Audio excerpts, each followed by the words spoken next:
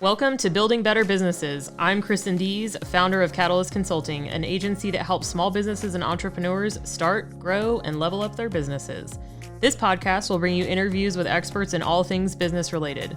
Have questions for a business attorney? We've got answers. How about your health insurance? Got you covered there too. New episodes coming your way every week. Find us on the podcasting platform of your choice.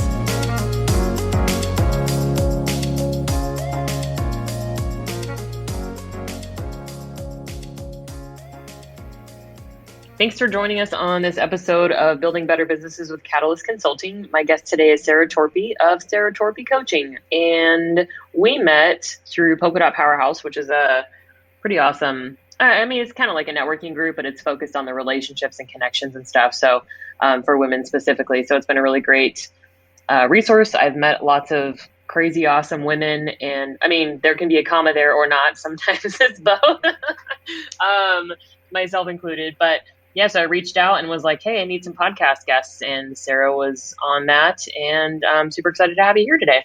Oh, I'm super excited to be here. And you're right. And there's a comma there sometimes in polka dot and sometimes there's not. Like, that's perfect. Yep. They are pink and crazy in the right way.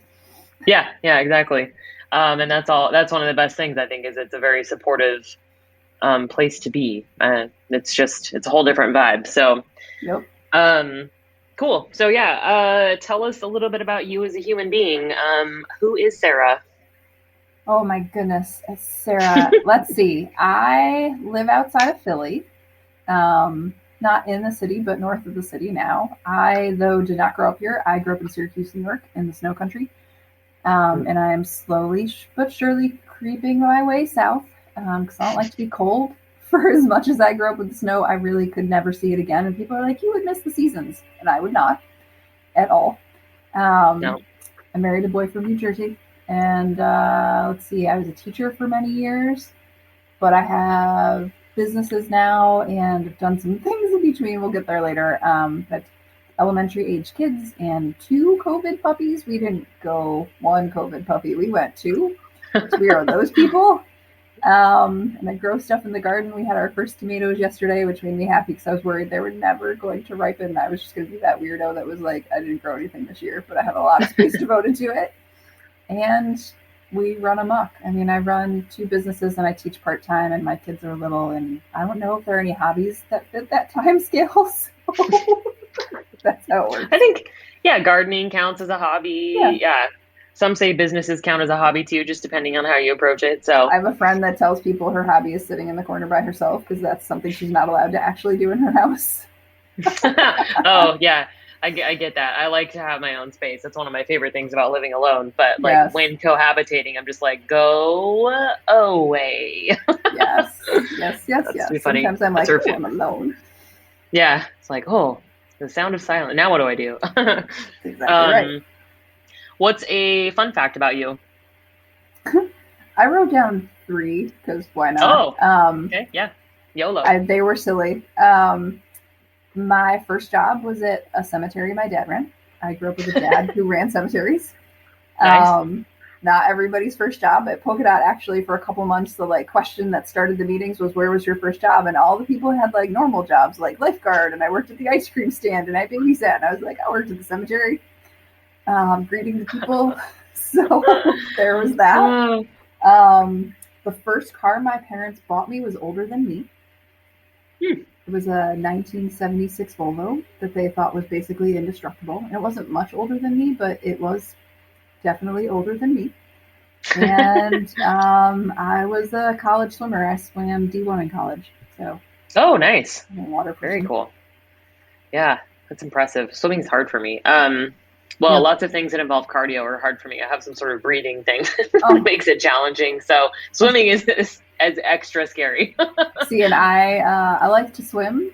My body doesn't like to swim anymore because, you do too much of anything. It's bad. But I have dreams of being a runner and my body is like, you're so funny. Like, nope. So no, probably not. Yeah. My body's like, what you should do? You should do yoga. Yoga would be good for you. Seems to relate. Yeah. So listening to your body is an important step in the process of self-love. I think it's stop trying to fight it. I feel like it would be so freeing to be able to run somewhere, but no, I don't think it actually works. That's on my list, but I don't know if I'll ever. Yeah, it's running is just brutal. Yeah. So tell us a little bit about what you do on the work side of things and how you provide support for business owners and entrepreneurs. So, on the work side of things, I own a small business coaching practice. It's called Torpey Coaching, and primarily I didn't know this when I started it, but really I work with teachers who own businesses or people who teach in their businesses. So, it's about translating teaching skills into business skills and vice versa, and helping people simplify and focus and create smart systems. And like I just had a conversation a minute ago with somebody about pricing and sort of the logical, practical process things, but without making it 47 steps when it could be 3. Mm-hmm. Because I think one of the things we all do as entrepreneurs, and I know I have done and continue to do most days, at least twice, is make things really hard on ourselves. And having someone on the outside go like, you're making that really hard on yourselves, right? We could do this without so many extra steps and without so much drama, is incredibly useful. And I think, teachers bring with them, I am one, so I can say it, a lot of perfectionism and a lot of need to have a gold star and get A's and do all the research and make all the plans, and then maybe not so much do the things. Mm-hmm. So I know that about them, which helps me help them because I know when they're trying to hide in the planning cave.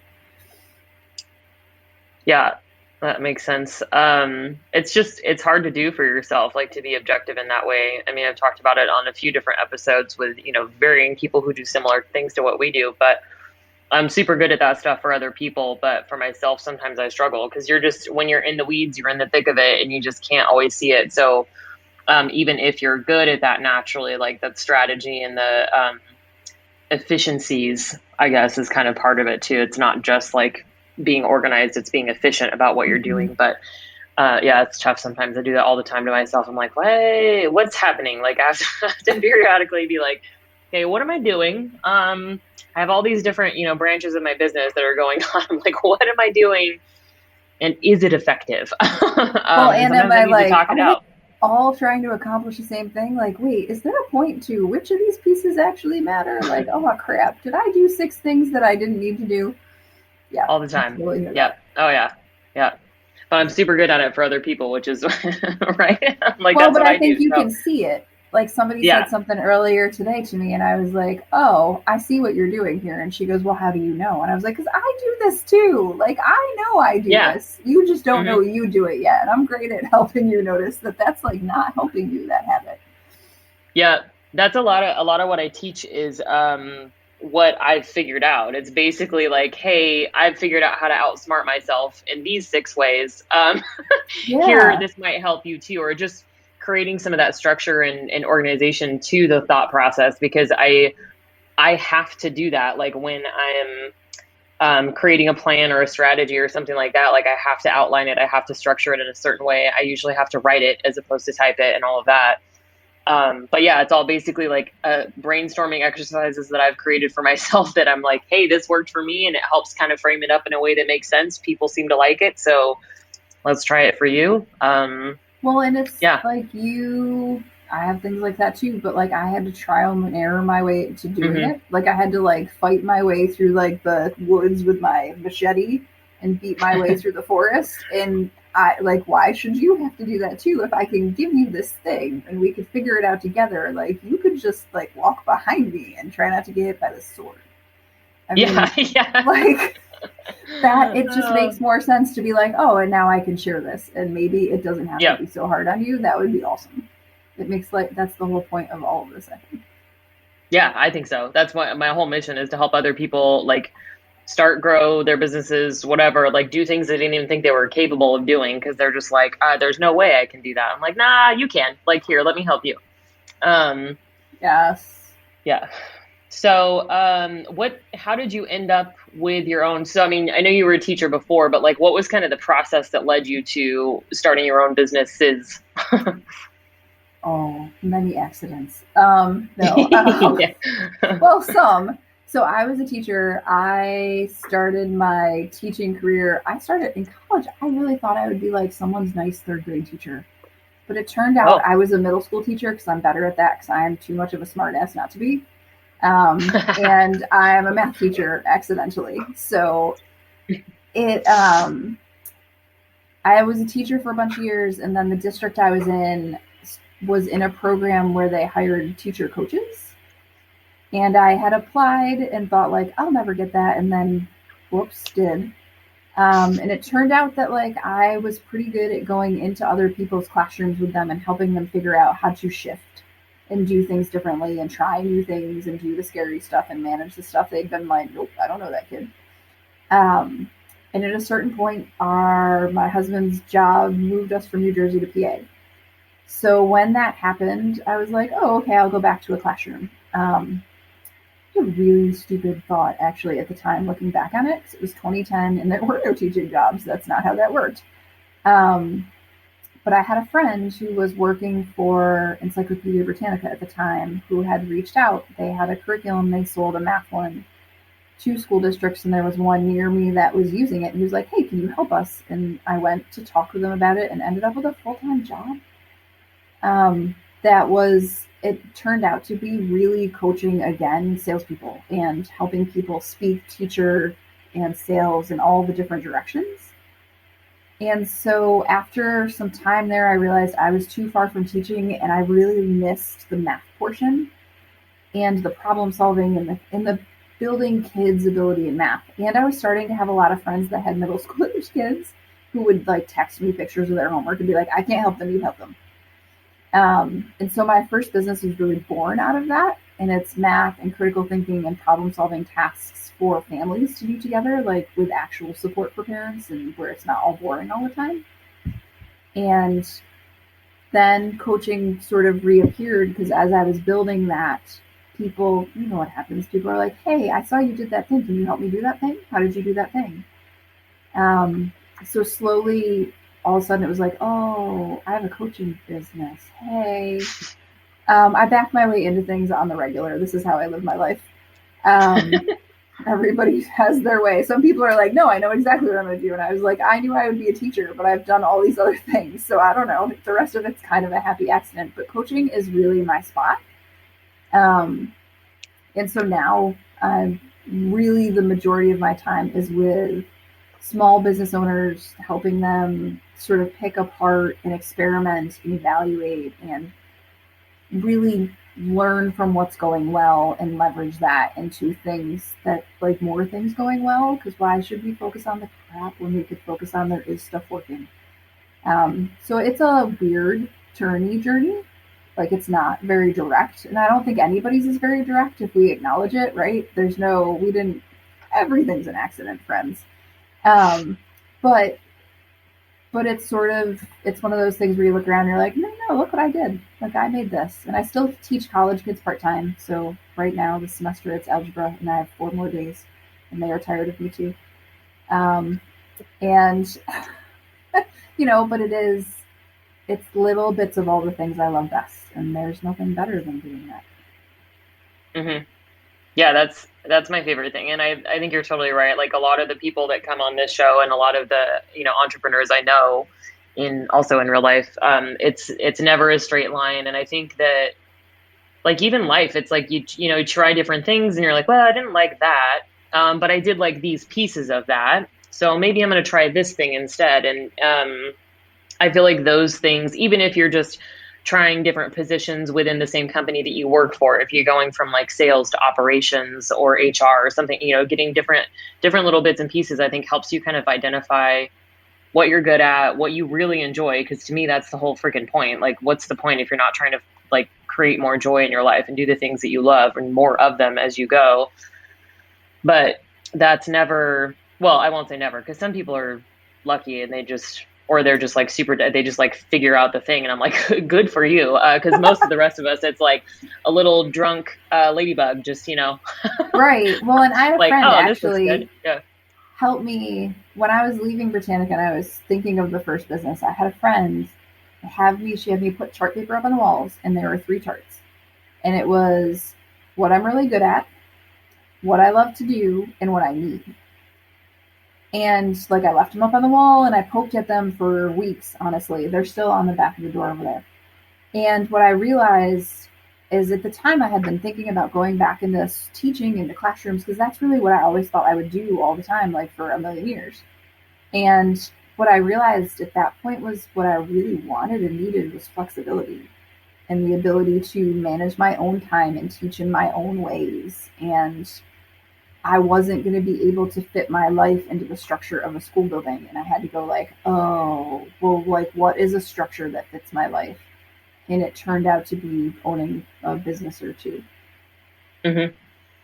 Yeah, I'm the same way. It's just I absolutely love coaching. I love helping people get where they want to go. I love leadership and like team building and all that kind of stuff. But it was the same for me. I'm like, I can't do it in the box that is corporate culture. And not all companies are this way, but a lot of them are, especially the bigger they get, right? You know, it gets further and further from the top to the bottom. And when you're a process improvement type person and you're a problem solver like me, it's really hard because I'm constantly having to shut down my natural instincts because it's not, you can't do that in that kind of an environment. There's just too many things, too many people that it impacts. And, you know, some things I was able to do, and I was able to do some really cool, fun projects and just kind of make some changes here and there, but it was kind of rogue almost. Like I couldn't always get things accomplished when I had to do it the way that they said that I had to do it. Which again, I understand there's reasons for all that stuff, but one of the reasons why I'm not there is because I'm like, oh, I love all these aspects and I love providing support in these ways. And I also really love the teaching and coaching aspect of leadership. But now I'm able to do it for people who appreciate it. You Well, know, it's people they're who like, appreciate it, and you get to like bedazzle the box in any way you like, right? yeah, In that corporate structure, like I was in that for a while, and I used to laugh because like every 10 months or a year I'd like reinvent my job, and I just was really lucky that people were like, uh-huh, do what you want. Like so it worked out because like I built things inside of there and the work they were doing, like none of the teams that ever talked to each other. It was like, what are you like what? It's like eighth grade teachers not talking to seventh grade teachers. Y'all, we have to like, they're the same humans we work with. What are we doing? So, mm-hmm, but those are not always welcome, like process oriented. You have to follow the way I do this structure, chain of command kind of. Yeah. So I just want things to yeah. work better for people.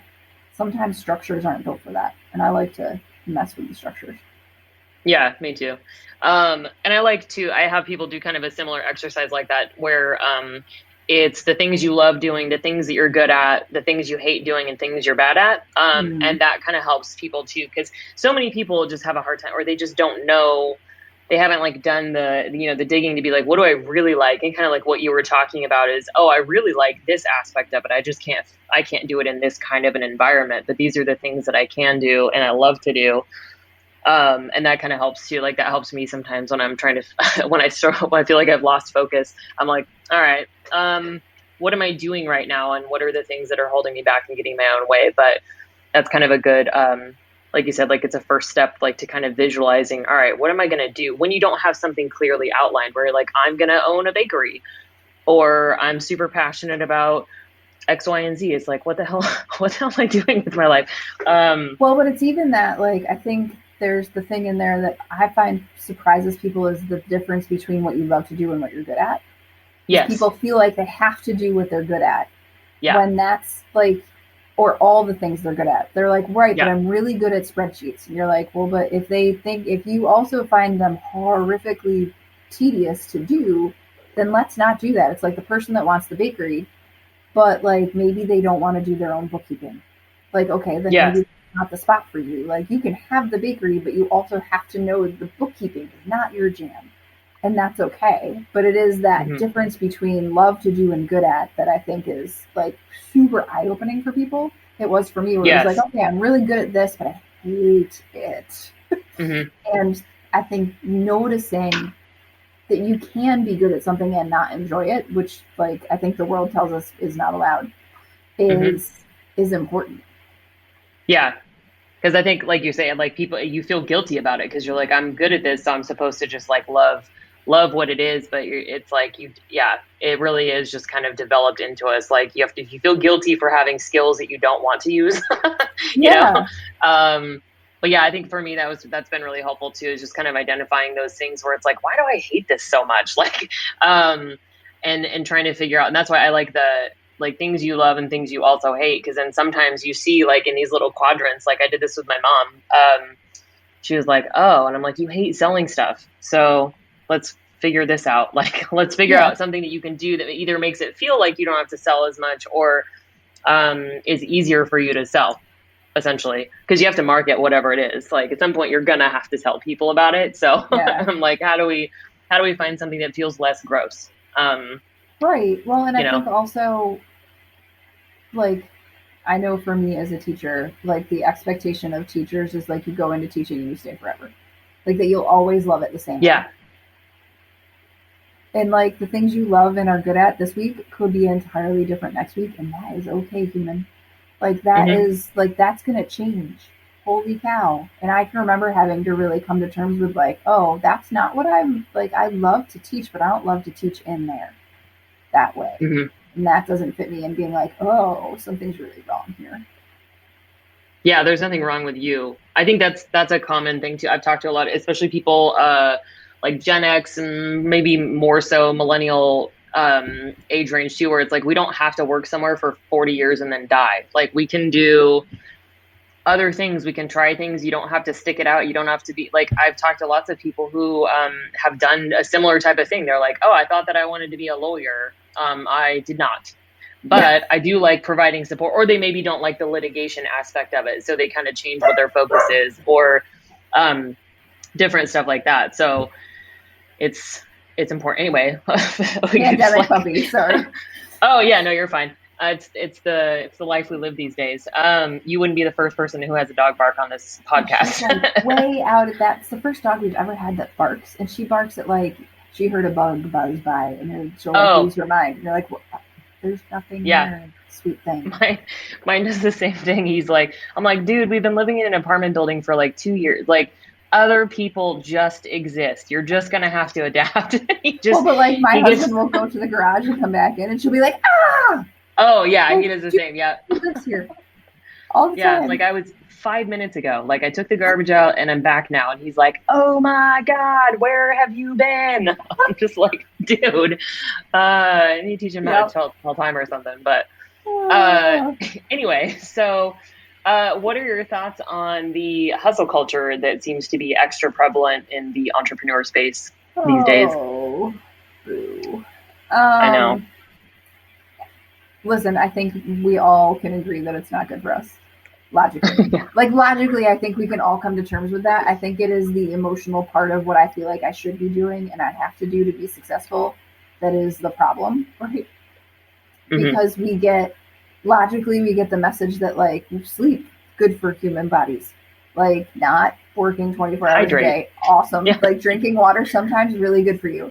Like eating not crap, working out sometimes. Seeing your family if you would like them. Like we get it logically, but then the message from the internet, particularly in this online business world, is like, well, but you should have made $10,000 in the last 5 minutes, and if you didn't, you are a colossal screw up, and you best move your butt to get it done. And I think what I have found over time is, for me, the antidote to that has been a mix of remembering that it's supposed to be fun. Like if I wanted to go bang my head into the wall, I would go do it in an 8th grade classroom. Thank you for playing. Like I don't want to bang my head into the wall. That's why I'm here. And of really like painfully learning to be nice to myself about it. Like I think that that's a trick of learning not to be like, oh, you're a failure at every turn, and learning how to like go like, oh wait, what do I actually need right now? I need to get up from my desk and go do something else for 20 minutes. And everything would work better if I could be nice enough to myself to honor that. Like, what? That's crazy. Like I would be a better person if I didn't work on the couch tonight. That would be great. And to actually like listen and not feel bad about it, that has that's taken some time, because we all know what this feels like to be like, no, you have to do more. But my business has grown more in the time period where I've been like, no, if it's not fun, I don't want to. And you know what? I am going to actually be nice to myself about it. I've gotten more done than ever doing that than working 24 hours a day. Yeah, I think like I sort of ended up with like a self-imposed, it's like the little things you do, right? We were talking about this earlier, like the things you do to trick yourself into doing things the way they should be done, etc. And I have historically been an overcommitter, an overachiever, a work too hard or a work too much or and that was one of the things that I didn't love about the corporate life is that I felt like I had to do that to get like ahead, basically. And so I've sort of like created these like self-care boundaries. So like in the morning I get up stupid early, like 4:30 in the morning, because it's really the only way that I can do it and have a social life later. So I get up super early, I do exercise for a couple hours every day, and then I start work around 9.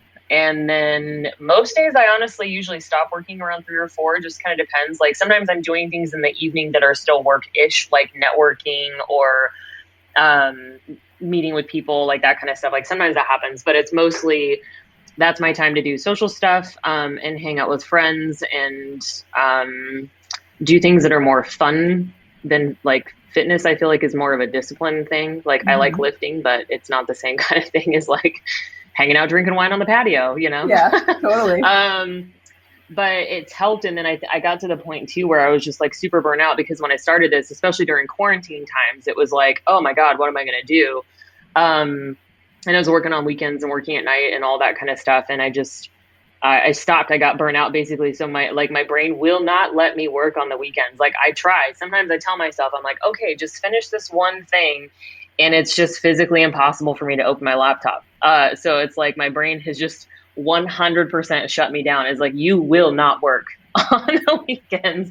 And I just, I'm okay with that. But all these like little, cause it's almost like, you know, calendar boundaries that you set for yourself sometimes, where if you're like time blocking or setting things aside where you're like, I have to spend this amount of time on these things, it's almost like the reverse concept where I've pushed the beginning and the end of my calendar days together. But it also, like you said, it forces me to be a little bit more strategic about what I'm doing. It takes away the opportunity for me to just mess around and do nothing, because I have less time to do the things that I want to do them in. So it makes me It makes you more efficient.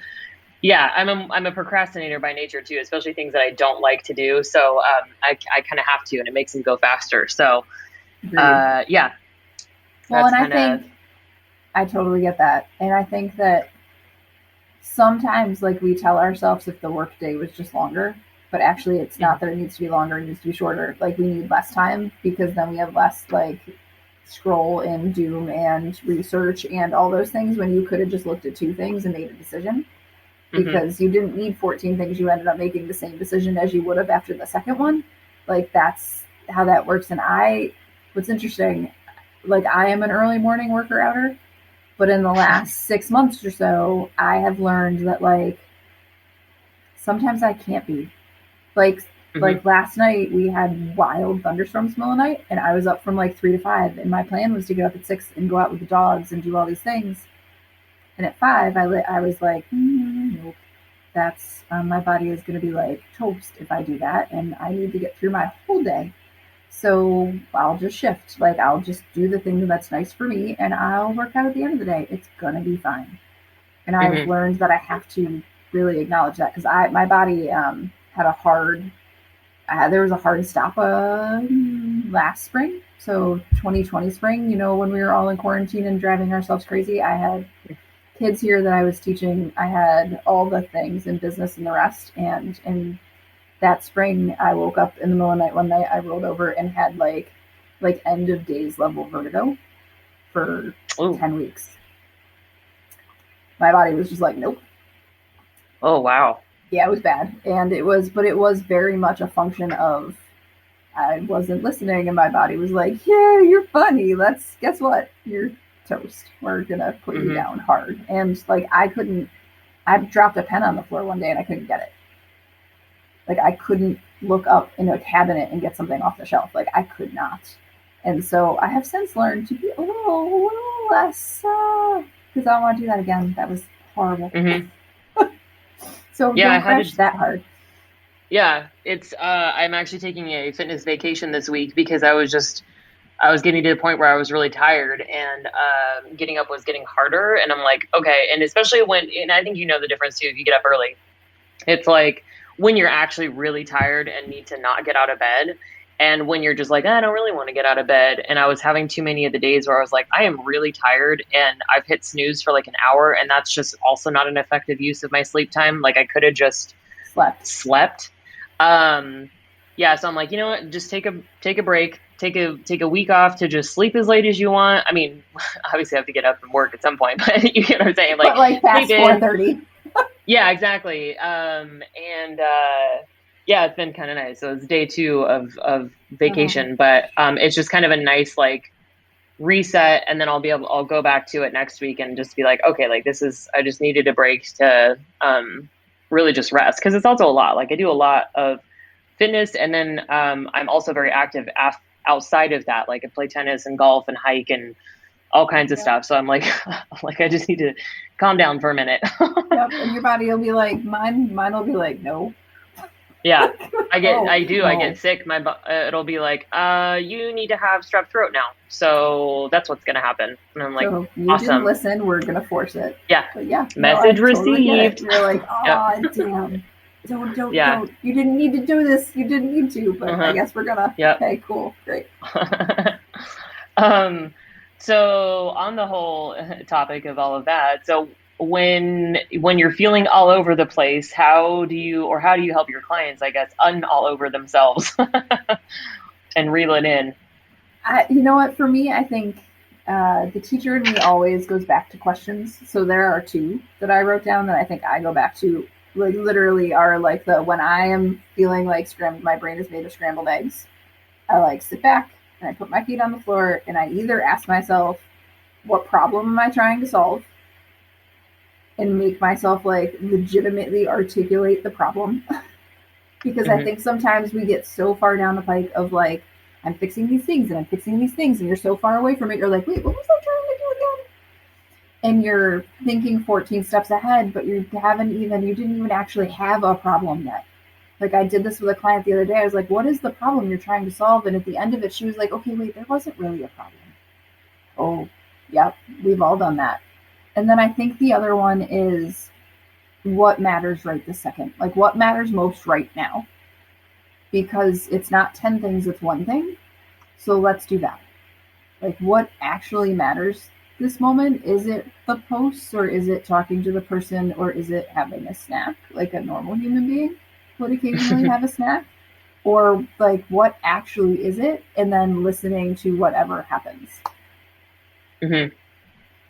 No, that's good. That's a good process for like you just got to take a step back Yeah. sometimes and unravel what's actually happening. Because that happens to me sometimes. Like I'll find myself either feeling super unproductive or just hitting a series of roadblocks. And I'm like, okay, like what is happening and what's the real focus, like what am I actually trying to do, because I get caught up a lot of times in the busy work kind of stuff, like it's things that need to happen, but sometimes Not the first thing. it's just it's too much, and I'm like, okay, what am I doing? Because I'll start to like I'll do a bunch of things in a day, but I'll feel super unproductive because I have this like list of other like longer term goals that I would like to tackle, and a lot of times I get stuck in the mud of the day-to-day stuff, and I have to like again impose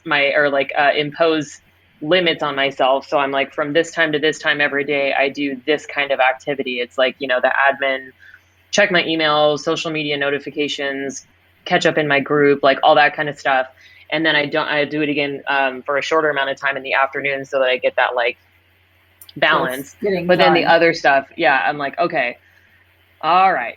But Well, and I it's just tend like, to, the okay. other thing I tend to do like that, I'll check more often because I can go in and out. Like I don't care to like drown in Facebook anyways.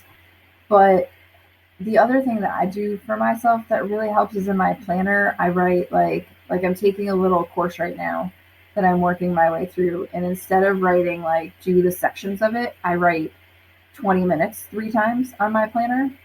So like Mm-hmm. I have to spend 20 minutes in it 3 times this week. And seeing it as this like small actual block of time that like I can set a timer on my watch and just do 20 minutes and then like I get to check that off. Like it feels much more doable than like finish that chapter or that section. Because it's like do these 6 videos. Like I don't know how long those videos are, like but like spending 20 minutes a couple of times, it's gonna be great. Mm-hmm. Yeah, I think figuring out those kinds of things for yourself is very helpful because like there's been things where, especially when I'm procrastinating really big on something that feels insurmountable in some way, kind of like you were saying, where it's like finish a chapter and you're like 6 videos, God, that's a lot. But if it's like watch one video or spend 20 minutes, or for me, sometimes I have to break down the steps. Like if it's a project that I need to work on that I'm just like, ugh, I don't even want to, then I just go, instead of record videos for your course, create the outlines for the chapters. And I'm like, okay, that's easier. It feels more like brainstorming, which is more fun for me. And it helps me like frame out the process so it doesn't feel so overwhelming. I'm like, okay, now that I have these 10 bullet points that I need to record video for, make content for, et cetera, it's a lot less intimidating than finish your whatever course. So, well, it's like, what are the next 2 smallest steps? Yeah. Oh yeah. I like that. Mm-hmm. Yep. Because for me, if I only know 1 step, I feel like I'm not doing enough. But I feel like 3 steps are too many. So I often am like, what are the next 2 small steps? And then I feel like I have a little bit of insight into what's coming next. It's like you have to know what's next, but you like I don't need to know more than next. Knowing 3 steps is too far, which is weird, but like everybody's got brain tricks like that. Like where I'm like, okay, what are the next 2 things? I'll write those down. Mm-hmm. That makes sense. Yeah, I like that. So when it comes to working smarter, not harder, I feel like that's a thing that a lot of people say, especially in business. I mean, it's in corporate culture, all that kind of stuff. So work smarter, not harder. What do you think it means, and how can someone apply the philosophy effectively to their own business? Oh my. For me, it is just like the drumbeat in my head is for myself, for all my people, for like all the things is it doesn't need to be this hard. Like we can make it simpler. So I think we all get to decide what the 2 or 3 most important things are. Like for me, what I did at the start of the year this year was decide that the most, like literally the things that come first for my business are one-on-one connections with people, asking for help, and telling stories. And like those are the only things that matter. So if the choice is going to be between like, I don't know, whatever else is on the list and one of those 3 things, they come first. They are the things that matter. They are the things that create clients. They are the things that help people. They are the things that grow my business. So like there's never more than that many for people. Like you can distill it down into 2 or 3 things and be like, oh, okay, these 2 or 3 things. And that's what I track. And that's what I focus on. It's like, okay, wait, how am I connecting to people? How am I asking for help? How am I telling stories? That's it. Mm-hmm. And it's, if I know those are the things, then the things that come onto your to-do list where you're like, oh, wait, this has nothing to do with this. Like, why am I doing this? It's a lot simpler to evaluate when you know the handful of things that really matter, I think, for me. Mm-hmm. That makes sense. It's almost like your own version of a KPI, like which is a key performance indicator, which is a measurement of your progress towards a goal, essentially. But you can kind of pick what they are. It's like those are the things that are getting you to your larger goals of, making X amount of dollars, working only this amount per week, whatever the thing, having a brick and mortar, whatever your long-term like financial or time-related goals, I guess, are. And those are the things that are helping you stay focused on getting there. And it gives you, I find, like an easier way to measure it. So you're like, if I'm going to do if my focus is going to be one-on-ones, how many am I going to do? Like how many of these do I need to do to get whatever that goal is? If it's making connections to get more consultations, to get more clients, et cetera. That's just it's a more like actionable, I guess, metric almost. Like it's a thing that does that make sense? Yeah. And it's like more in my asking for connection is in my power. Asking for help is in my power. Telling stories is in my power. Like mine are specifically things that are all in my control. Like Mm-hmm. if I'm not connecting to new people, it's because I'm not connecting to new people. Yeah. It's because I didn't do the things I needed to do to create Mm-hmm. those. So they are specifically like all things that are directly in my control that I can ask people to connect. Like I can do all those things. And so, yeah, that's exactly right. They're my indicators. And like I will see, like last month, I had a million things going on and I did a terrible job at asking for help. And I looked at Mm-hmm. the end of the month and I was like, oh, look where I have totally decided I don't care anymore. Like, let me get back to Yeah. this. And so I know when I need to reset. I don't get very far off track. Yeah. No, that's great. I like that. I think that's a good way to frame it up too. It's like I've had somebody tell me once too that when trying to prioritize things, prioritizing the things that get you paid faster is also kind of a way to look at it. I mean, that's not always like 100% foolproof, and it kind of depends on what you do. This came from an agent, a real estate agent. Mm-hmm. So it's like, do the thing, like, don't worry so much. Or if you're having to choose, like you said, like if you're having to choose between one or two things, then do the thing that gets you paid sooner. First, and then work on the other stuff. Because a lot of times, particularly in that industry, right, it's all time driven, it's all time sensitive. So if you are farting around with checking a bunch of emails, but like this check But you needs have to get somebody to sent call or back. whatever. Yeah. Yeah, exactly. So I was like, oh, that makes sense. So that's another way to kind of think about that stuff too, is like what gets you to your goal, whatever that goal is, faster, and prioritize that. Yep. It helps with decision making too, I think, like you were saying. So anyway, um, so how can someone figure out what what they're marketing and how to market it? Because I think this is hard for people. Like it's hard for us to be objective about ourselves, and I know I struggle with this sometimes. I'm like, what do people even need to know about me? You know what? Like, um, it's funny. I looked at this and um, for me, marketing is literally like I'm a teacher. Like I wasn't a business major. I don't have an MBA. I have a very I was a math teacher. So like I look at marketing and marketing to me is telling people what you do. Like period. And so for me, what are you marketing? You're marketing the best version of how to work with you. Like I say to clients all the time, okay, they'll say like, I want to offer these 5 things.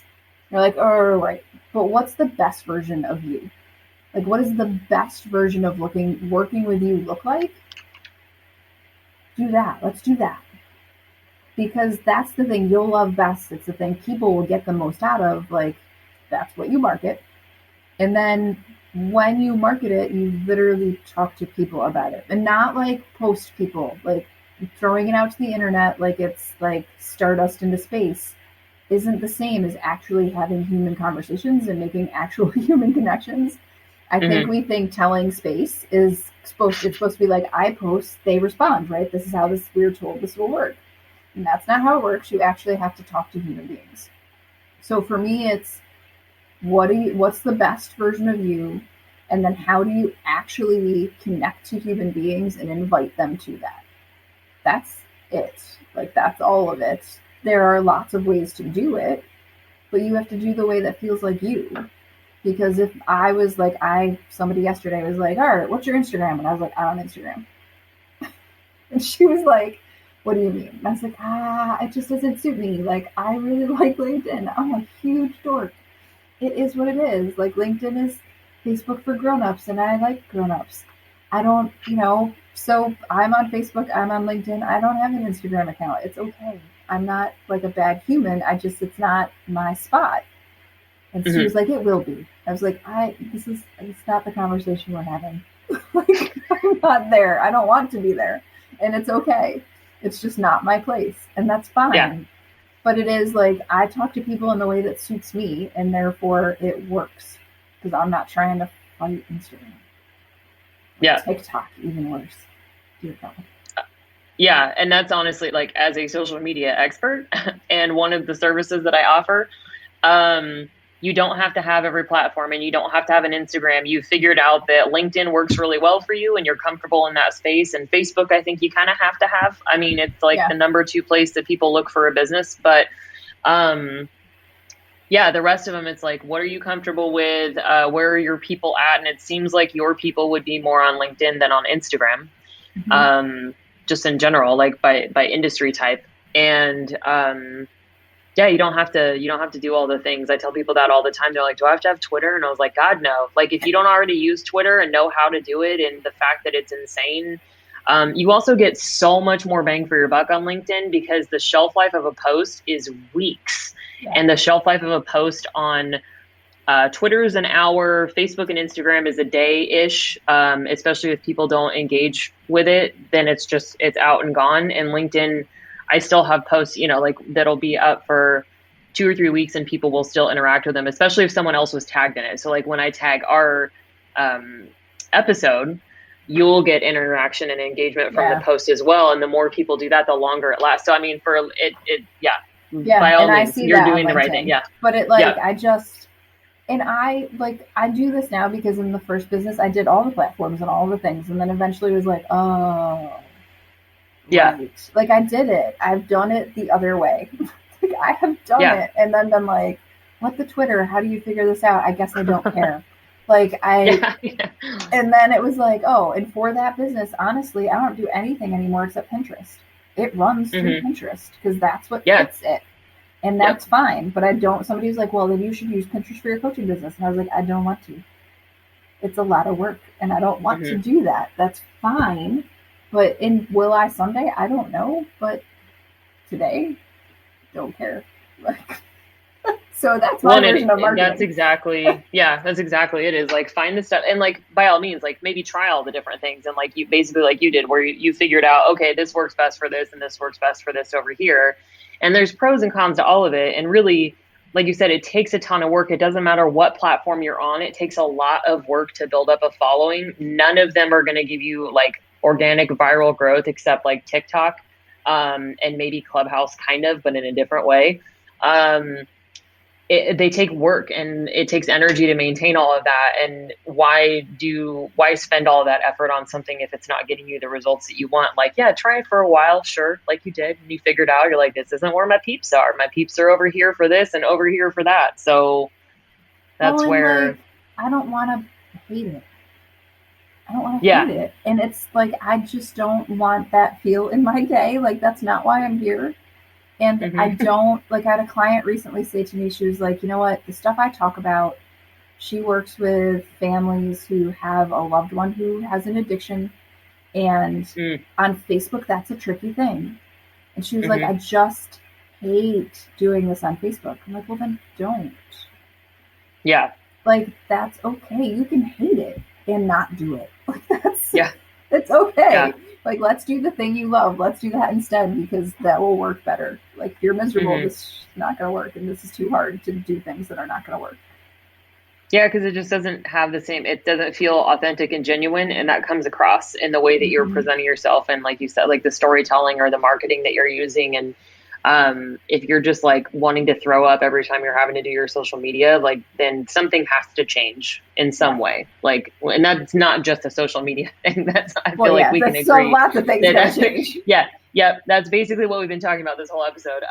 Is if it makes you want to throw up or die, then there's something that needs to change. You either need to stop doing it completely or find the part of it that is just awful and nauseating to you and either outsource it or don't do it anymore. It's fine. You don't have to. We're giving you permission. Sure, like we're going to call this, don't be miserable. Yeah. You should not want to throw up every day at a job that you invented for yourself. Like that's for real. Like if you feel like it's miserable, you made it for yourself. Yeah. Like why do you want to do this? That's the whole point. Is to not want to throw up at work every day or cry. Well, and if I wanted to throw up and cry, I could go make a ton more money somewhere. Yeah. Exactly. Go, like, you want to be tortured in corporate culture, like great, but I don't. No. Nope. Yeah. So you have our permission. So as far as sales funnels, I think you were talking about this at some point, or maybe when we originally connected, is the like uncomplicating their sales funnel process. So maybe kind of explain what your definition of a sales funnel is, and then we can talk a little bit about how to uncomplicate it for people. Yep. just like my definition of marketing is fairly straightforward, my definition of sales funnel is really just whatever it is you do to create money. Like, it's Mm-hmm. not, that's, I have teacher clients that come and they're like, what is a funnel? Like, what is this word that the business world uses that doesn't make any sense? Because for them, it's like, it's just a made up word. It's just like a word out of context. And so it's just the process you use to create clients. And for me, I think the way to simplify it is, like, I've never worked with anyone or met anyone that it doesn't distill down into basically 3 or 4 steps. Like, getting clients is 3 or 4 steps. I did it with somebody yesterday where we were like, all right, what is your process? And it was like, I don't know, it was ridiculous. It was like, okay, so I meet people. I'm going to see if I can find it real quick. It was, they have a qualifying call. She does some sample work with them. She makes them an offer, and they either become a client or don't. Like, is there stuff before that? Sure. But her funnel is basically like, they find her, they talk about what it would look like to work together, they practice a little, they decide if it works. That's it. Like, that's all it is. It doesn't need to be any more than that. Mine is up on my wall. It's talk to humans, offer to coach them, have a conversation, they say yes or no. That's really all it is. And when you can distill it down and just do a couple of steps, it's like, oh, I could do that. Yeah, you can. And like, nowhere in here did I say landing page or like Facebook ad. And that doesn't mean you don't need some of those things or you wouldn't want them, but you don't have to have them until you're ready to have them. Like, it doesn't need to be this complicated. Yeah. Yeah. And I think, I mean, like you said, it just depends on what you're trying to accomplish with the effort that you're putting in. Like, a lot of people, especially like in the coaching or service-based industry, like, honestly, one-on-one connections are great. Like, that's how I grew my business during pandemic, is still doing connections, even though a lot of them were like on Zoom or whatever through the Polka Dot, because it's nationwide. So I invest a lot of time and energy and effort into networking and making connections and talking to people one-on-one. And the people that want to work with me almost like immediately know that they want to work with me when I start talking about what I do. And if they don't, then I've still made a good connection. We have maybe a collaboration partner, or they know somebody who could use my services down the road. That's the whole point. But I think when you start to branch out from there is when like the external sort of sales funnels become a bigger part of the process. But then that's kind of the natural progression. Like, I have different things that filter people into connecting with me, basically, is the whole thing. It's like, here's my free business audit checklist. Here's my free social media starter kit. Here's my podcast. Here's all my different resources and things that you can use to get to know me a little bit. And then it feeds them all back to the whole point of having a conversation. And do you want to work with me? Here's what I have to offer, etc. So yeah. I think that's a great way to just kind of, it's like, here's the actual steps that you're trying to get to. The extra stuff is the extraneous things that start to feel really stressful and like, oh my God, but I have to, like you said, Facebook ads and do all these things. And it's like, no, you really don't. Think of them like, I think of it all like cars in the garage. Like, Facebook's ads are a car. Lead magnets are a car. Landing pages, car. Like, LinkedIn posts, like, they're all different vehicles to get people to talk to you, right? Networking is a car. And you don't, like, my husband had a Subaru. I'm going to get flack for saying this. He had a Subaru for a bunch of years that I hated to drive. It was uncomfortable. It drove me crazy. And I hated driving it. So, like, if it's a car you hate driving, we're back to don't be miserable. Like, don't drive that car. It's cool. Drive the car you're comfortable in. Like, there are vehicles, there are all a million ways to get people to talk to you. Yeah. Pick the ones you like. That's what it's like all the time. Like, you have to talk to people about your business. Yeah. That's a non-negotiable. End of story, because people will not just magically know who you are and what you do or give a crap about any of it. So that's not an option. But like you said, it's find the things that work for you, that you're comfortable with doing. That's what, like, I am weirdly good at networking for a little introvert. Sometimes I have to go fetal by the end of the week, but it's fine. But I'm good at it. And I like connections because I really like building relationships with people, and I like getting to know people. And that's what makes that effective for me. But if that's not your jam, if you are like a type of introvert that cannot pretend to be an extrovert or hates it, then don't do that, but do other stuff instead, because you have to do something. But like you said, pick the car that works best for you, and you'll be okay. I promise. Yeah, truly, like you Yep. just commit to driving it. Yeah, exactly. So as an entrepreneur and business owner yourself, what advice would you give fellow business owners when it comes to running their businesses? I think the things that matter most for me are, honestly, they are the things that I think about as a teacher and a business owner. The first is, like, nothing was ever lost by asking for help. Like, nothing ventured, nothing gained. Like, if you don't Mm-hmm. ask, the answer is no. But that is the only way to get a guaranteed no, is to not freaking ask. So step out of yourself, ask for help. Like, there's a billion people in the world. There's billions. There's someone that can help you do what you have to do, and no one can do this alone. Like, that's not how humans work. I think the second thing that I think a lot about is that, like, you are an expert in what you do. Sit in your expertise and own your freaking spot. It is okay to be good at what you're good at. If you love to do it and you're good at it, it is okay to tell people that. Like, I had a client earlier today. She was like, but that feels really braggy. Like, no, you're good at it. You're really good at it. So that's cool. Do that. Like, you get to tell people that you're an expert, and that's a valid thing. Like, if it was a man doing it, they'd just be like, I am the king. I am Mr. All these things. And you'd be like, oh, no, you're not. Like, they're not going to think anything worse of you that you were like, I'm good at this. I can help you. And they'll be like, cool. Can you help me? That's it. And then I Mm-hmm. think the last thing that really helps me is clients will be like, oh, Sarah, have you heard of this guy? His name is Joe Smith. And I follow him about X, Y, or Z. And they laugh at me because I'm always like, nope. I am really, really ruthless about the amount of noise in my head in business. So, like, I don't follow a lot of things. I follow things that speak to me, and when they stop speaking to me, they go. I don't sign up for a lot of things. I don't sign up for all the freebies and all that stuff, because if I am the expert, then I know what to do.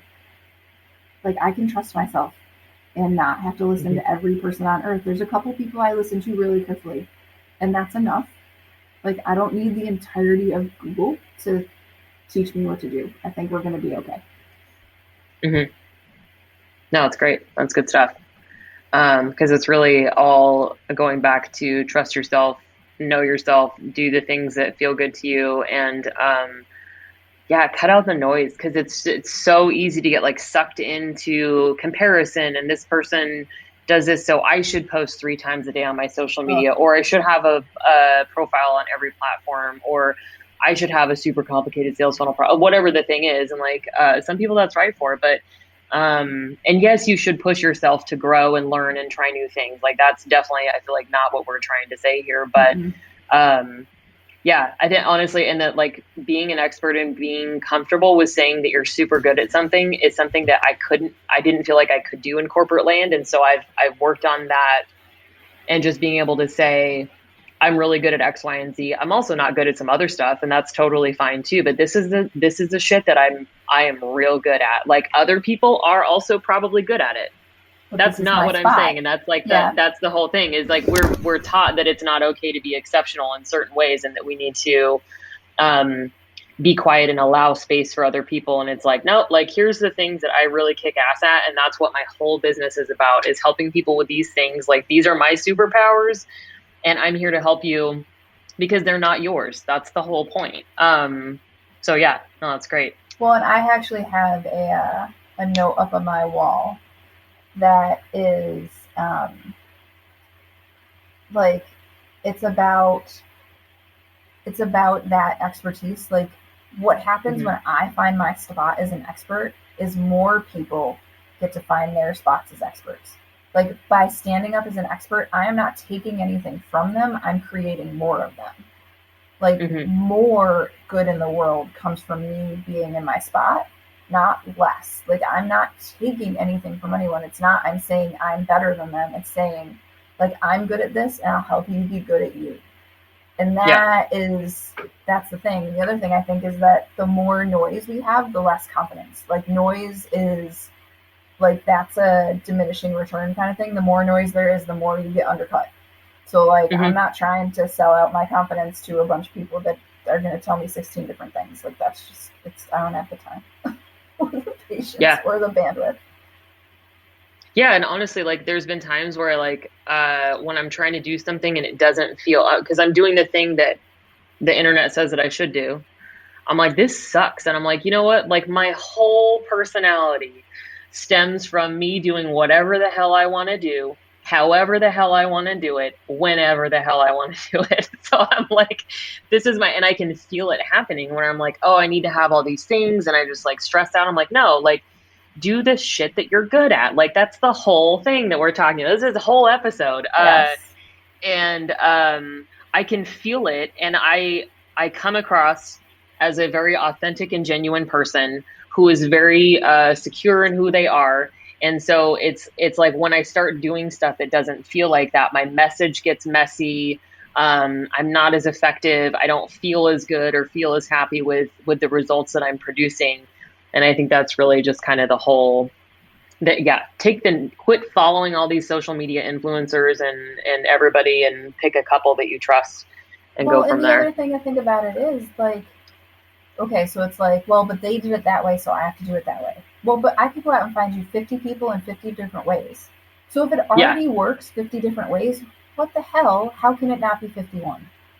Like your way is obviously going to also work because all their ways work.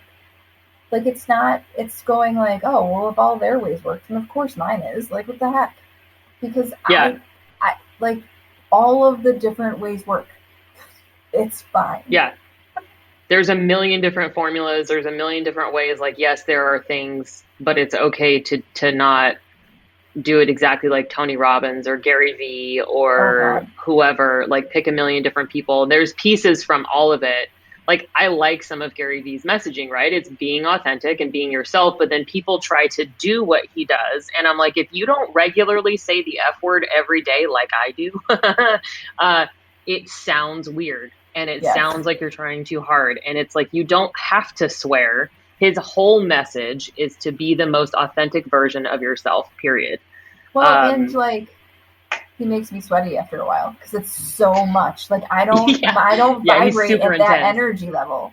Yeah. And so like if I was trying to vibrate at that energy level, people would be like, what the hell is wrong with her? Is she going to have a stroke? Like I just don't vibrate like that. And like I used to do lots of teacher trainings, and one of the guys I worked with to do them all was a very buttoned, very formal, very all of these things. And like for a while I tried that, but I'm shit at being overly formal. Like I really am. It's not my jam. Like I get up there and I joke around and we laugh and it's light, but we get stuff done. And it needs, like, I'm bad at being someone else. So he was overly formal and I made fun of him and we worked well together. Yeah. It worked great. That's perfect. Yep. I've had lots of collaborative business relationships like that. And I think even like I was just watching a short clip from Gary Vee the other day that was somebody was like, oh, he goes, people ask me all the time, like, don't I want my employees to care as much as I do? And he's like, God, no. He's like, it's my baby. Like, I don't expect them to give the same level of crap about what my dream is. He's like, I come with a giant chip on my shoulder and a whole mess of FU. Like, that's what drives me. That's why I work 18-hour days. He's like, is that the right thing for everyone? Absolutely not. He's like, it is not healthy, but that's how I am. So I think that's really, and people just sometimes focus too much on he's super successful and he's a flabby bajillionaire and it's because he works 18 hours a day. It's like, you can do it without that too. It's just, sometimes it maybe won't be as fast, maybe, but it'll feel a hell of a lot better. It'll be your way, and it'll work just as fast because it's yours. Exactly. And you embraced it instead of trying to be that and screwing up your way to it. Yeah. Yeah. I mean, like, don't say the F word if you don't want to. That's totally fine. I'll do it for you. I know. I like it a lot, so I don't. Yeah. Oh, yeah. I'll it's like it. I don't use it in all of my marketing because I don't necessarily want to turn people off in that way, but I will use it sometimes when I'm like, this is, and my natural speak though. Oh yeah. Same. But that's also like, that's basically it feels more authentic to me to honor that in other people and not use a lot of swear words in my messaging or marketing, because I don't want someone to feel like they're not welcome. And I think that swear words can be a very polarizing kind of thing. And I'm like, I don't feel like it's worth it to me to just, anyway. Agreed. Same I digress. I could talk about swear words for a while, but what resources do you wish you had known about at the beginning of your entrepreneur journey? I wish I had found coaching sooner for myself. Like, I wish I had done that sooner. And then I wish I had found fewer of the other tools. Like, do you know what I mean? Like, because people are like, which CRM do you use? And I'm like, oh shit. And then, like, as it turns out, I could have just used a spreadsheet. So cool. Like, I bought, and now I am like aggressively again for myself. I like aggressively don't buy tools. And I have a very good friend that's helping me with a project now. And she's like, you need these 3 things. And I'm like, do I? She's like, oh my God, stop being stubborn about it. So honestly, I think it's like less is more, and get somebody outside your brain to hear what's going on in your brain. Yeah, for sure. Like, I like that. It. Yep. You got to get out of your own headspace, man. Like, even if it's just a mentor that you're like a business bestie where you guys meet regularly and have accountability conversations and talk and like brainstorm stuff, like you got to have someone that's outside of your own head, or you will get stuck over and over again because you just can't see the forest for the trees, as they say. Yep. No, that's great. Cool. Well, tell us how we can support you, stalk you on the internet, etc. Yay, stalking! Yeah, not on Instagram, that's for sure. No, I'm not on Instagram for sure. Like, that's not my spot. My world is for the teachers. So, like, teachers come play. I have a podcast in a group. Both are called Teachers in Business. You can come find me on Facebook. I have a name. It's Sarah. Come play. Or LinkedIn. LinkedIn is my happy place. So come connect. I'm in it for the people. So if I can be of help and we can like stop being miserable in business and we can do it the fun way by doing what we're good at, like, let's do that. Mm-hmm. That's great. Yeah, I like it. I'm super glad we connected. I feel like we will, have some fun projects down the road, maybe some other collaborations. So like where we swear. Being miserable, the conference. Yeah. Ooh, I mean, no, that sounds like a good. You guys heard it here first. Yeah, Sarah and Kristen present Stop Being Miserable. It's pretty catchy. I like it. Keeping that. We'll do that. So, thanks for hanging out with me today. Greatly appreciate it. And I'm excited to share what you do with the world. Oh, thanks so much for having me. This was my pleasure. Great. I'm sure I will talk to you soon. Awesome.